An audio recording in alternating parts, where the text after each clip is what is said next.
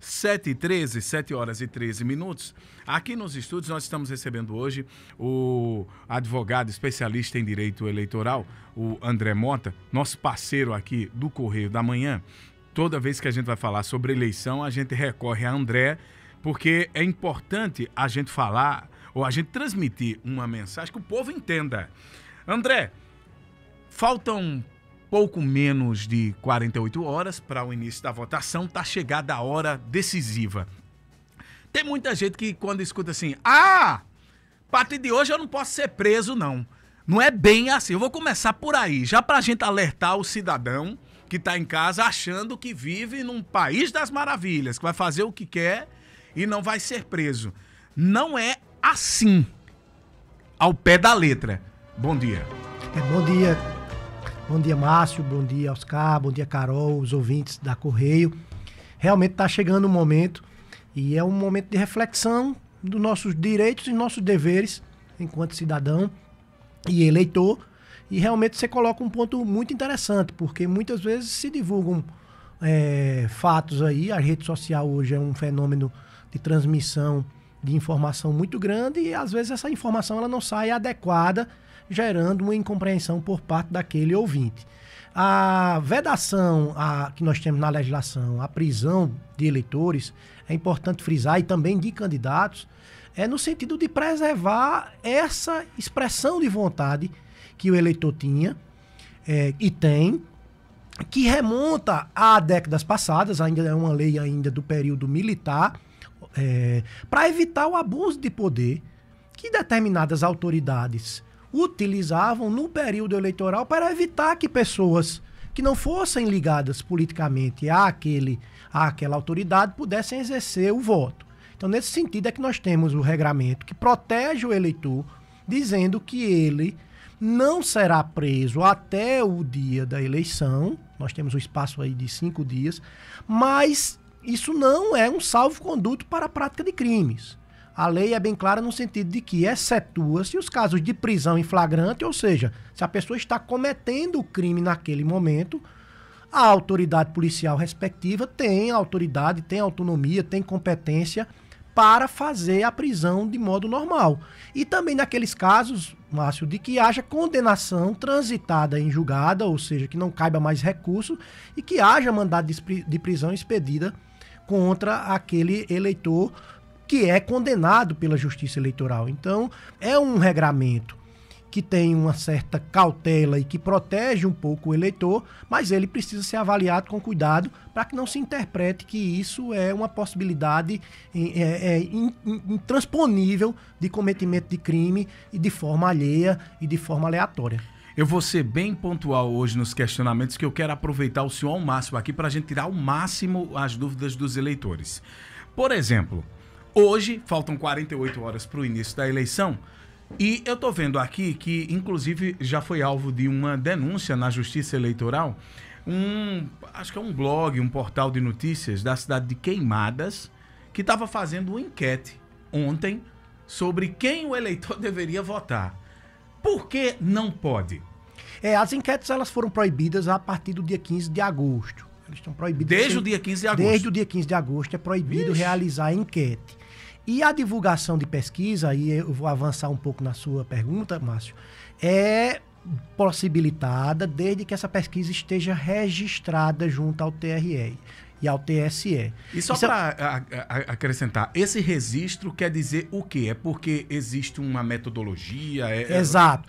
Primeiro ponto é isso, a gente fazer a diferença entre enquete e pesquisa. Enquete não tem nenhum caráter científico, você coloca simplesmente nas suas redes sociais, como você relatou esse caso específico do blog de Queimadas, em quem você votaria e dá lá as opções. Isso é enquete, não tem caráter científico nenhum. Pode até votar mais de uma vez se quiser, né? Exatamente. Já a pesquisa eleitoral, em tese, ela tem uma metodologia de faixa etária, de faixa social, econômica, de gênero, tem toda uma complexidade. Então, a legislação eleitoral, ela tem muito cuidado no que se refere tanto à enquete quanto à pesquisa. Pesquisa, desde o começo do ano, só poderia divulgar se tivesse registro. Quem divulga pesquisa que não está registrada junto ao tribunal, toda entidade que faz pesquisa, Márcio, antes de divulgar, ela precisa Entrar no site do TSE, fazer um cadastro, apresentar a documentação. O TSE meio que autoriza, homologa? Não precisa autorizar, mas precisa passar por esse filtro.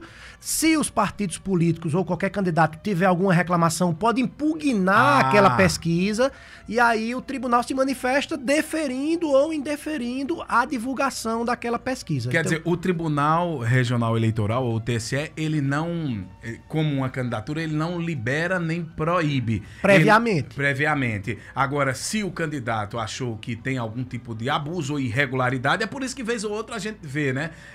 Tribunal impede. Suspende publicação da pesquisa do Instituto tal.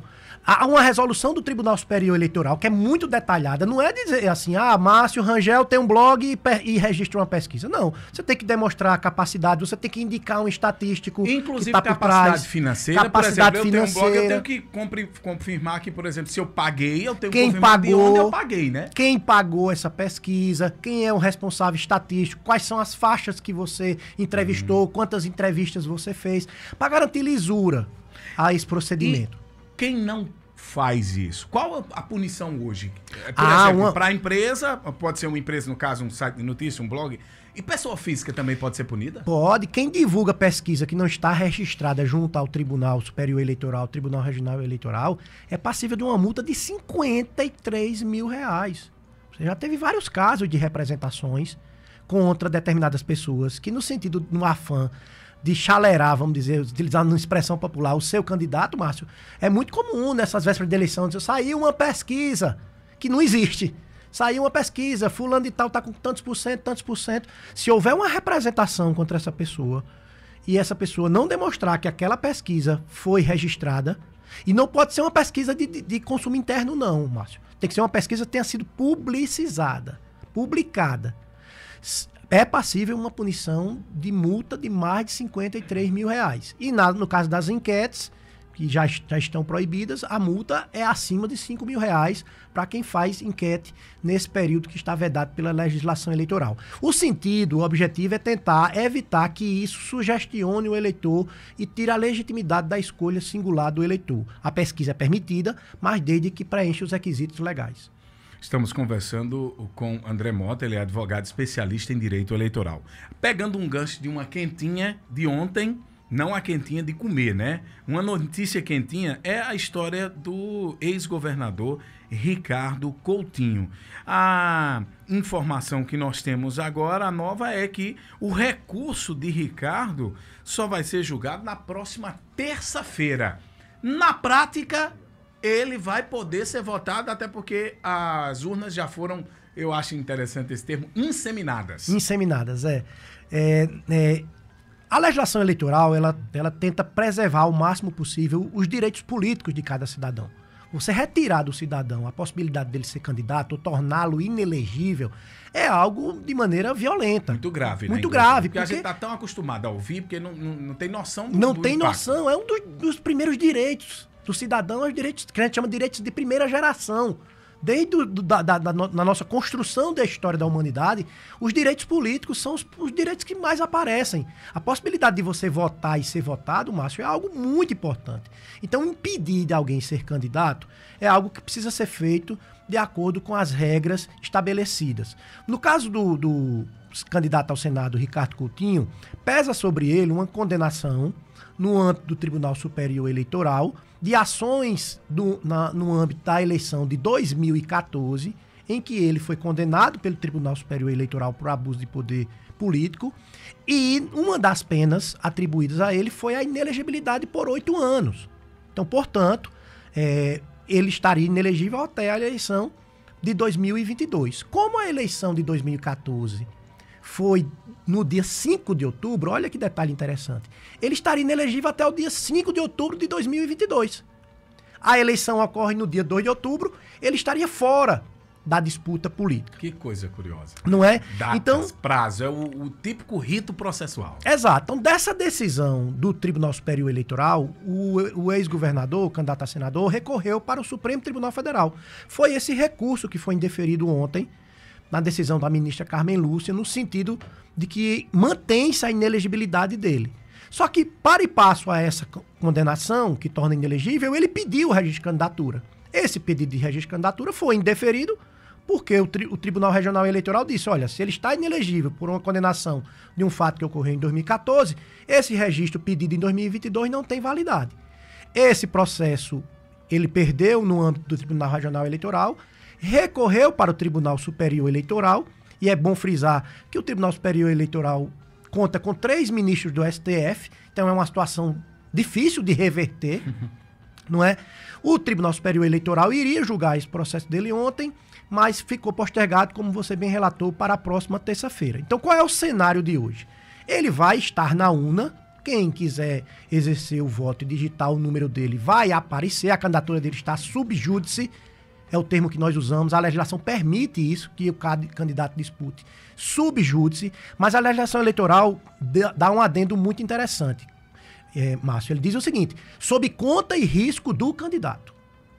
Ou seja, ele não vai aparecer no sistema de totalização do TSE, você sabe que tem uns aplicativos, o próprio site do tribunal vai dizendo na hora que as urnas são apresentadas, que chegam os resultados, não é? Que vão sendo colocados os resultados da eleição de cada urna, vai aparecer na totalização os nomes dos candidatos e quanto você teve de votação. No caso do candidato ao Senado, Ricardo Coutinho, essa votação dele não vai aparecer. Naquela totalização geral. Vai aparecer lá votos nulos. Votos nulos. O que é que vai acontecer? Após a eleição, no dia seguinte, vai se poder saber qual foi o resultado da votação. Se eventualmente ele estiver em primeiro lugar, nós teremos um problema. Outra briga. Nós teremos um problema, porque vai se passar para a etapa de diplomação e posse dos eleitos. Se ele não conseguir reverter essa decisão que a preço de hoje tem no Tribunal Superior Eleitoral, no STF, ele não vai poder tomar posse no cargo. Esses votos dele serão nulos e aquele eleitor que sufragou o voto do candidato Ricardo Coutinho vai perder seu voto. Então, provavelmente, se ele alcançar o primeiro lugar, o segundo colocado é quem vai ascender a cadeira de senador da República, já que ele disputou sem a possibilidade, havia um vício de origem no registro de candidatura dele, que era a inelegibilidade determinada pelo Supremo Tribunal Federal e pelo Tribunal Superior Eleitoral. É interessante essa sua colocação, até para a gente entender que a justiça eleitoral não está para brincadeira. Ontem a gente acompanhou durante todo o dia aquele plantão estendidão do TSE, e olha que coisa curiosa, o TSE barrou ontem a candidatura do candidato que liderava as pesquisas, ou lidera as pesquisas em Alagoas. Não é? Aliás, em Sergipe, que é o Valmir Francisquinho, ou seja, não é uma coisa pontual da Paraíba, é no Brasil todo, o pessoal tá com o cinto apertado, o cara tá liderando. Imagina o impacto dessa decisão hoje em Sergipe. O cara tá liderando as pesquisas, em primeiro lugar nas pesquisas, e tem a candidatura barrada, faltando 48 horas para a eleição. Eu queria pegar esse gancho, já que Carlos retornou aqui para o estúdio, para ampliar esse debate crítico, porque na minha visão eu acho que falta celeridade nesses processos, porque esse processo de Ricardo Coutinho é de 2014, ele tem um prazo a cumprir. Não está dentro do prazo, irmão, não tem nem por que recorrer, já foi transitado e julgado. Se não foi, tinha que transitar e julgar, para garantir que o cara nem fizesse a campanha. Mas depois que o cara registrou, fez campanha, fundo eleitoral, 48 horas é o que a gente chama de, é o que vocês, advogados, juristas, de insegurança jurídica, né? O eleitor que está nos ouvindo agora fica numa sinuca de bico. Eu voto, não voto, vai aparecer, não vai, e eleitor é bicho danado, nem gosta de perder. Porque eleitor não gosta de votar em candidato. Tu gosta de perder. Não gosta de perder o voto, né? Tem a expressão, não gosta, né? de perder o jogo de futebol, quanto mais a eleição. Então, essa insegurança jurídica, que eu acho que aí, claro, aí a gente vai apontar vários fatores. A própria legislação, a estrutura da justiça eleitoral, que inexiste, só existe no período de eleição, né? Porque são juízes de outras varas atuando na justiça. É uma resenha, né? Então, Márcio, você toca num dos pontos mais discutidos no âmbito do direito eleitoral, que é essa questão do registro de candidatura. Muitos advogam, inclusive o ex-ministro do Tribunal Superior Eleitoral, Henrique Neves, que esse período de registro de candidatura ele fosse puxado para o começo do ano, tipo fevereiro, março, Para quê? Para dar tempo. Para dar tempo de serem todos esses processos de registro de candidatura julgados até começar a propaganda eleitoral. No sentido mesmo, como você está dizendo, de preservar a rigidez do processo democrático, para que o cidadão não vá para a urna votar num candidato que não poderia estar naquele local. Então, isso é uma discussão muito grande. E tem até um argumento agora, André, me permita, que é o fato de estar utilizando recurso público. Fundo eleitoral. Você usou recurso público numa campanha todinha e no final você não era candidato. E não vai poder devolver, vai perder o dinheiro. O dinheiro vai fazer como? Não, e veja, por exemplo, nesse caso específico que nós estávamos tratando, houve a proibição do candidato usar o fundo eleitoral, mas houve a permissão de fazer propaganda. Né? Isso no âmbito do TSE, por exemplo, o ministro Carlos Roberto impediu que Roberto Jefferson fizesse isso. Roberto Jefferson, que foi substituído aí, né, pelo o padre Kelmo, né, como candidato a presidente da República, foi proibido de usar o fundo de campanha, o fundo eleitoral, e foi proibido de também fazer propaganda em rádio e TV, para não confundir o eleitor. Então, essa questão do registro de candidatura é algo que precisa ser repensada para a gente não ter esse tipo de situação, principalmente, Carlos, diante desse cenário que você tem colocado aí, que é o uso de recursos públicos. Eu vou derivar aqui, Márcio, o candidato Moro, que era candidato a presidente da República, gastou milhões no fundo eleitoral e não foi nem candidato a presidente da República. E o dinheiro acabou, não tem jeito. No fundo partidário, ele não era candidato pelo União Brasil, ele era candidato a pré-candidato. Vários. Tem a verba extra. Vários. Ele teve aqui, nós entrevistamos ele aqui, ele veio essas viagens. Ele veio viajando, tal. Depois mudou inclusive de partido. Mudou inclusive de partido e as despesas que ele teve durante esse ano foram custeadas por nós, através dos recursos do fundo partidário. O Brasil coisa, né? Invertido. O Brasil invertido. Pedi aqui a André pra gente fazer uma pausa, a gente vai voltar tratando desse assunto. 7h43, vamos continuar com o André. Vamos sim. Ô, doutor André, nós vamos ter esse ano aqui na Paraíba, com essa pendência do registro de Ricardo Coutinho. O que aconteceu em 2010, eu lembro que nós estávamos fazendo a apuração, acompanhando a apuração lá no TRE, e o povo agoniado, cadê os votos de Cássio que não aparecia, e não apareciam os votos de Cássio, e aí ficava aquela especulação, quantos votos ele teve, quantos não teve. De Ricardo vai ser desse jeito esse ano? Do mesmo modo, quando você baixar lá o aplicativo ou acessar o site da apuração, a votação não vai aparecer, vai estar lá votos nulos, e só após o término da contabilização, provavelmente no dia seguinte, é que essa informação poderá ser disponibilizada.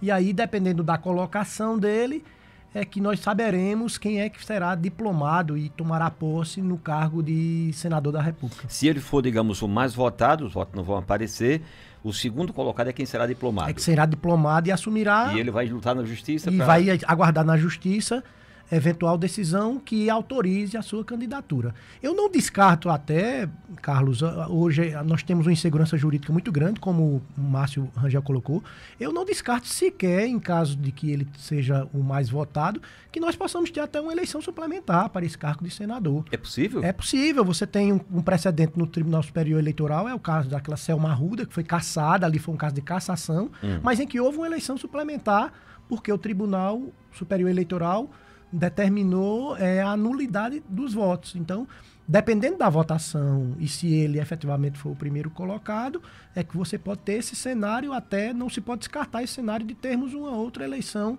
para o Senado, mas quem será diplomado e tomará posse nesse intervalo de tempo, provavelmente, certamente será o segundo colocado. Por isso o eleitor precisa estar muito atento a essa decisão de voto, né? Para não, como a gente costuma dizer, perder o voto, desperdiçar o voto na eventual nulidade. Uma discussão, né, dos candidatos concorrentes.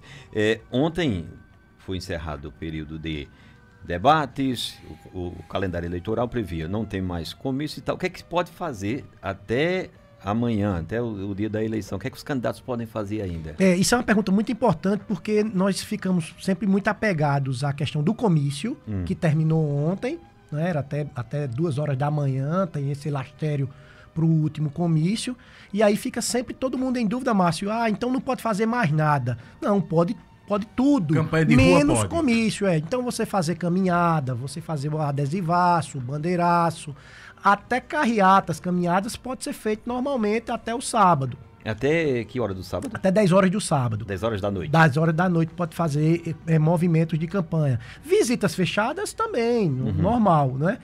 Como a equipe pode o mais, pode o menos. Então você vai ver o movimento de rua normalmente nesses 2 últimos dias, hoje na sexta-feira e no sábado. A única vedação, efetivamente, era a questão do comício e também acabou a propaganda de rádio e TV obrigatória. Então você vai ter, nesses últimos 2 dias, a movimentação normal de distribuição de material de propaganda e tudo mais. E aí depois a gente vai entrar aqui, obviamente, no dia da eleição, para a gente entender esse contexto, porque o dia da eleição você tem uma série de restrições. Essas caminhadas que são permitidas ainda até amanhã, 10 horas da noite, carreatas, enfim, o candidato pode, de repente, usar um serviço de som e fazer um discurso e tal? Não. A vedação é essa, porque aí mudaria a caracterização para comício. Hoje já não pode usar Hoje já carro não de pode, som. mas pode usar o carro de som, mas o candidato não pode falar. Pode botar o jingle. Isso, bota o jingle, faz a caminhada, Ele faz é a passeata. Brecha, doutor. Eles vão se controlar, por isso que é homem? uma confusão da gota. Pode, não pode. Pode o carro de som, só não pode falar. Pode a caminhada, só não pode subir no palanque.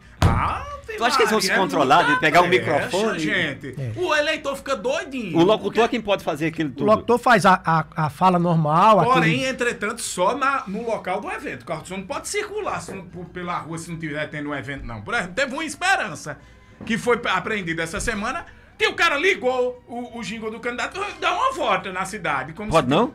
Não, só pode se for no local do evento. Publicidade em carro de som tá proibida daquele jeito que... Lembra não do tempo que tinha... Cada candidato que tivesse mais carro de som em Campinas, não tinha cristão no mundo que aguentasse. Era 10 de um, 15 de outro, 20 de outro. Quem tivesse mais dinheiro, tivesse. Aí agora, assim, se tiver tendo um comício aqui, um arrastão aqui, aí pode circular junto com o candidato. Aí o cara tava lá, circulando, fazendo a publicidade. Vote em fulano na justiça. Epa, chegue! Não pode. Nem avisar que vai ter uma movimentação. Não pode. Fazer a prévia antes, né? Sim. Não pode. Não pode. Isso foi uma modificação das últimas 3 eleições no sentido de diminuir o custo de campanha. Mas diminuiu muito? Tentar evitar o abuso de poder econômico. Porque quem tivesse mais carro de som, como o Márcio colocou, é quem tinha uma propaganda mais ostensiva, né? Diminuiu muito, tanto é que a campanha começou esse ano quando disse o dinheiro entrou na conta, com 24 horas já tinha nota empenhada e já estava no sistema. Teve um candidato que gastou 825 mil reais em 24 horas. Chegou a nota de uma gráfica. Diminuiu que só. Eita! Agora, quem tinha um carrinho de som... Lembra daquela... Se bem que tem gente que não recebeu ainda aquele serviço do carro de som. Mas tu lembra, né? Aquele carrinho de som era um investimento. O cara já montava pensando na campanha, porque era a época de ganhar um dinheirinho. A Kombizinha, uma Brasíliazinha. Esse povo teve que fazer outra atividade. Ô André, domingo, dia da eleição. O que é que pode e o que é que não pode? O dia da eleição é sempre um dia bastante crítico nesse aspecto de o que é que o eleitor pode. Basicamente, Carlos, a legislação estabelece que o eleitor tem a liberdade de se manifestar de forma individual e silenciosa. O que é que se entende por manifestação individual e silenciosa? Eu posso ir votar vestido com o boné do meu candidato, a camisa do meu candidato, o broche do meu candidato. Botar um adesivo na camisa. Botar o adesivo do tamanho que eu quiser, fantasiado da forma que eu quiser. Mas eu não posso gerar aglomeração, nem ficar ostensivamente manifestando isso de forma a causar embaraço ao desenrolar do processo eleitoral. Então, qualquer manifestação individual e silenciosa, ela é tolerável. O que ultrapassa isso, como gerar aglomeração, o que era muito comum em Campina Grande, as pessoas, por exemplo, fazerem festas em frente às casas, com carro de som ligado, isso não é permitido, porque isso não é silencioso e não é individual. Isso é a famosa boca de urna, é um crime. Ele pode ser preso e ter o material utilizado nessa divulgação proibido e apreendido. Então, carreata não pode, caminhata não pode, passeata não pode. Uma coisa que eu acho que a gente pode pontuar. Por exemplo, nessa eleição, ficou muito evidente no Brasil aquelas motocicletas, né, que o presidente fazia. Digamos que aqui em Campina Grande, muita gente, partidários dele, junto de moto e saia por aí. Não é permitido. Não é permitido. Tem que sair individual? Como é que vão fazer porque isso? O dia da eleição é para evitar tumulto no dia da eleição. Então, essa manifestação precisa ser individual. Então, por exemplo, o cara que tem uma moto, pode até botar a bandeirinha dele na moto. O que ele não pode é se unir com 3 amigos, Mas- botar a bandeirinha e sair fazendo zoada. Chega, Aí no, não pode. chega num semáforo, vai juntando. Quando o semáforo abrir, vão sair juntos. Não, peraí, ô Anjo Gabriel, peraí. Vamos Uma sair coisa uma coisa é cada um candidato, outra coisa é combinar, como estava ontem em Campinas, não sei se chegaram a ver, tinha uns candidatos, acho que estão gastando o restinho do fundo eleitoral, rapando o tacho da conta, aí tinha uns que tinha uns 20 motoboy com umas bandeiras de uma candidata a deputada estadual, pra cima e pra baixo, pra cima e pra baixo, pra cima e pra baixo, pra cima e pra baixo. Deve ser tudo voluntário, né? E até amanhã isso é permitido, Márcio.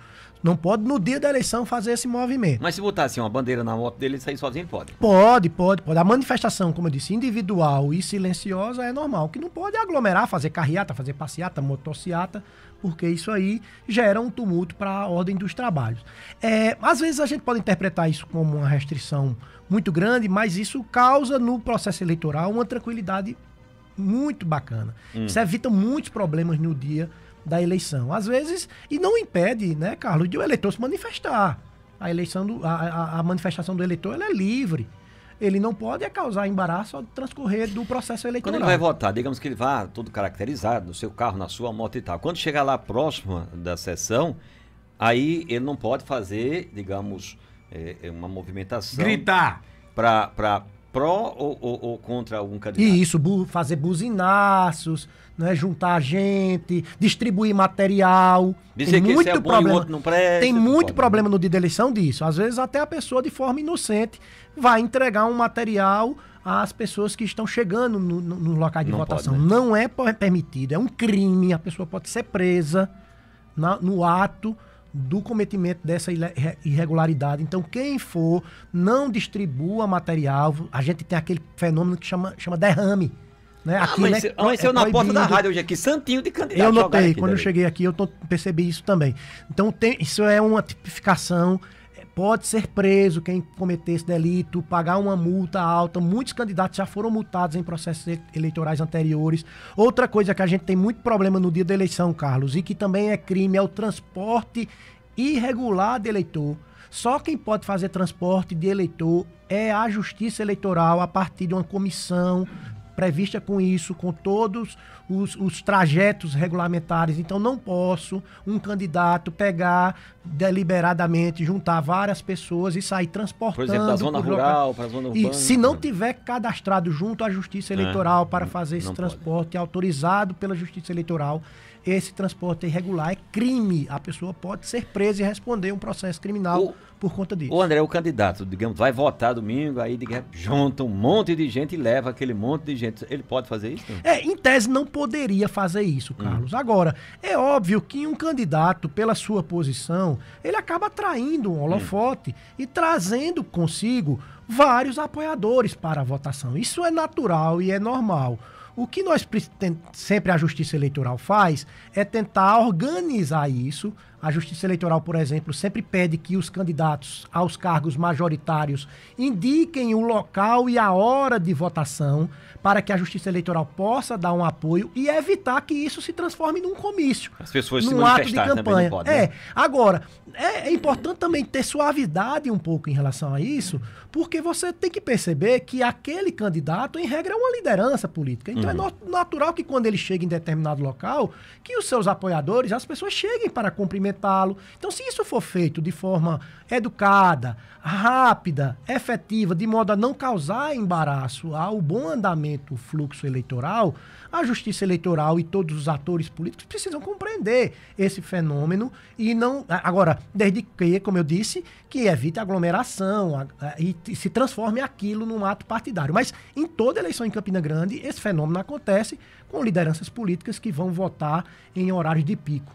Não pode fazer, digamos, chegar os eleitores e começar a gritar, fazer... algazarra e coisa gritos de campanha, jingles de campanha, o candidato fazer uma fala, por exemplo. Aí também não. Então, mas a gente houve época que isso acontecia, né? E aí a legislação foi mudando. O que eu tenho um sentimento, Carlos, é que a eleição em Campina Grande mudou muito. Então hoje o processo eleitoral em Campina está muito tranquilo, muito calmo. É muito difícil você ter intercorrências. Tanto é que nós assim nem contamos mais, graças a Deus, com a força, por exemplo, do Exército, né? Que era algo que a gente teve. Isso. Infelizmente, nós nos acostumamos um pouco com isso, mas o processo foi mudando. Eu digo, dos 2 últimos processos eleitorais em Campina Grande, foi muito tranquilo. As pessoas exerceram seu voto de forma legítima, silenciosa. Tivemos muito pouco problemas relacionados a ilegalidades cometidas por parte de eleitores e de candidatos. Uma novidade esse ano também, André, o Brasil é um país muito grande. Nós temos os horários, né, de regiões. Esse ano vai ser todo mundo no mesmo horário, vai encerrar. Eu estava vendo hoje, não sei se é o Acre, vai terminar 3 horas da tarde a eleição. Exato. Olha só. Isso foi um ajuste que foi feito para evitar um problema que houve na eleição de Dilma, não sei se você se recorda, Carlos, em que houve uma paralisação da votação para que deixasse os outros locais terminarem a votação, e isso gerou um certo ruído de comunicação. Apuração, né? Que apurava um local onde já estava. Não podia divulgar porque os outros locais ainda estavam em votação. Para não haver interferência nisso, houve uma paralisação da apuração. E isso gerou um certo ruído de comunicação e que até sugestionaram que tivesse alguma falha no sistema do TSE. Não, foi tudo programado. Para evitar isso, esse ano foi feita essa alteração. E eu queria chamar a atenção de quem nos ouve, Carlos, de Márcio, Carol, sobre uma questão muito importante para o dia da eleição, que é a ordem de votação. O que é muito comum, Carlos, no dia da eleição, é as pessoas relatarem problemas com a urna eletrônica, dizendo assim, olha, eu apertei o número do meu candidato e não apareceu a foto. Isso é... A gente até 10 horas da manhã, Márcio, nós ficamos recebendo denúncias e começa a dizer que a urna está errada. Tá fraudada. E é um erro. O problema é que muitas vezes, num caso pronto, agora que nós temos 5 votos, é um processo que é paulatino e tem uma ordem, uma sequência. Então eu queria lembrar o eleitor que ele é importante que ele possa levar sua colinha com a ordem de votação dos seus candidatos. Porque como é a ordem de votação? Primeiro o cargo de deputado federal, 4 números. Depois o cargo de deputado estadual, 5 números. Depois o cargo de senador, só temos uma vaga para senador, então você só vota uma vez para senador, 3 números. Aí depois você vota para governador e por último presidente da República. Você não pode Não pode inverter. Se inverter não vai dar certo. O voto é nulo. Então há muito problema com isso. As pessoas querem votar no seu candidato a presidente, que é o voto assim mais visível, vamos dizer assim, os cargos executivos. Chega lá, digita o número do seu candidato e não aparece.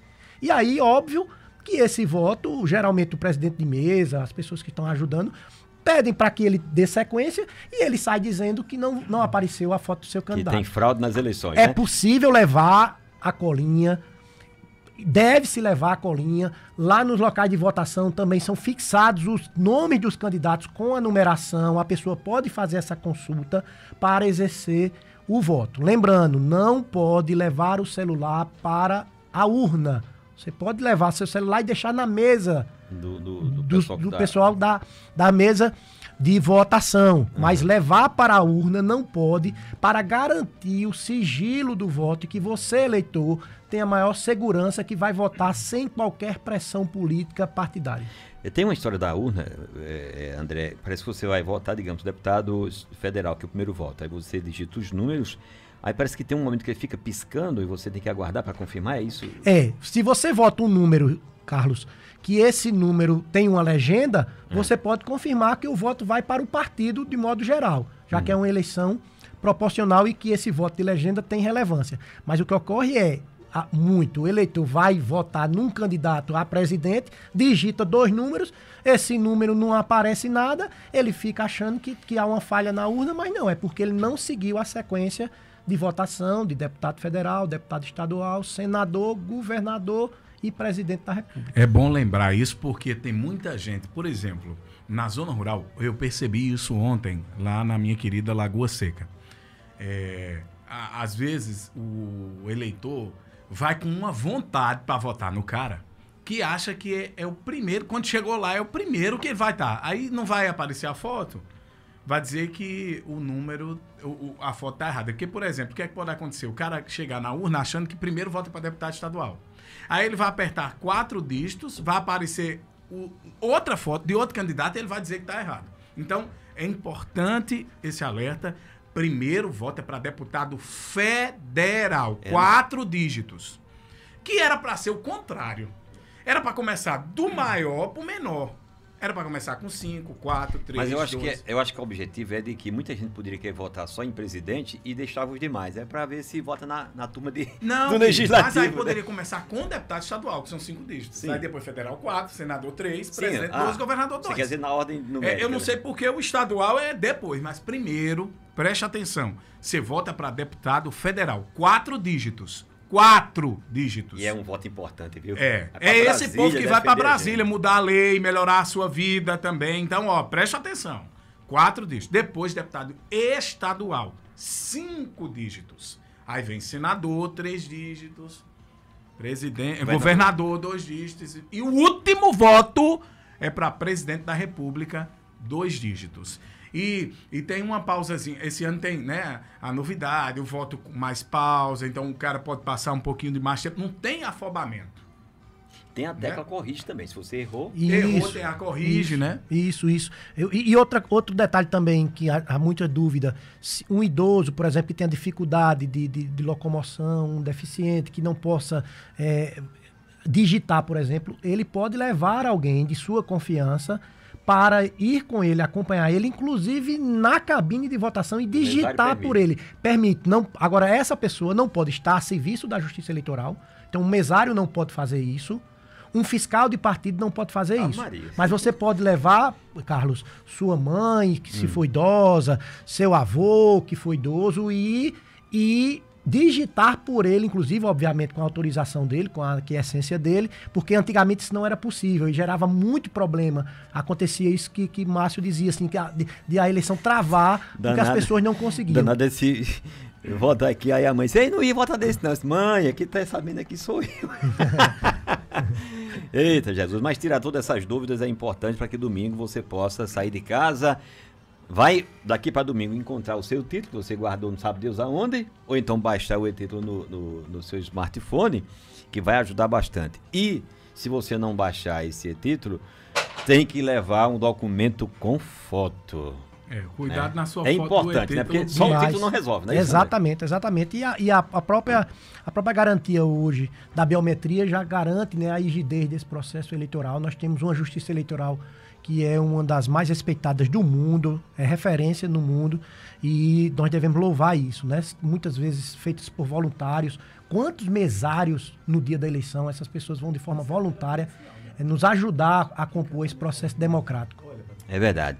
Doutor André Mota, que é advogado especialista em direito eleitoral, trazendo essas informações importantes, tirando dúvidas para as eleições do próximo domingo. É domingo! Chegando o dia. Carlos, escolher. então, Pois não, só André. me despedir, mandar um abraço aqui. A gente estava falando de pesquisa, Bruno Agra aqui mandou mensagem. Bruno. Mandar um abraço para ele e mandar para vários colegas também. Até quando? A pesquisa até o dia da eleição é Pode possível. fazer, boca do divulgar. se tiver Amanhã sai registrado. resultado de pesquisa, né? Sai pesquisa. Deve sair uma pesquisa hoje aqui do Estado e amanhã também outra pesquisa no Estado. Mas E presidencial também. No domingo só pode ser depois de fechar as Isso, urnas. exatamente. E aí também abraçar os colegas advogados, Bruno Carvalho, Michele Trindade, Jairo e tantos outros que aqui, Davidson Tomás, tantos colegas aqui que mandaram mensagem, dizer que no dia da eleição, para os colegas advogados que vão trabalhar, nós teremos o plantão de prerrogativas da OAB Subseccional Campina Grande. Transmitir um abraço e o parabéns ao doutor Alberto Jorge, que teve a iniciativa de criar esse plantão para que as prerrogativas dos advogados que vão atuar no dia pudessem ser realizadas. Que legal. Assim como também da OAB Paraíba, o presidente Ayrton Tagino, através da presidente de comissão de prerrogativas, Jane Milanês, e do presidente da comissão de direito eleitoral, Márcio Maranhão, também estabeleceram um plantão para a defesa das prerrogativas dos advogados no dia da eleição. O colega que tiver interesse, vai no Instagram da OAB Subseccional Campina Grande, na OAB Paraíba, para ter esse número, para qualquer eventualidade, qualquer necessidade, possa utilizar desses canais da Ordem dos Advogados do Brasil, seccional Paraíba e subseccional Campina Grande. É o pardal da OAB. É o pardal. André, obrigado, querido. Eu que agradeço, desejar a todos os eleitores uma votação tranquila, que todos nós saibamos respeitar o resultado das urnas, entendendo que isso faz parte do processo democrático e que, terminado o processo de eleição, nós possamos nos unir mais em torno de um projeto de democracia mais consolidado no nosso país.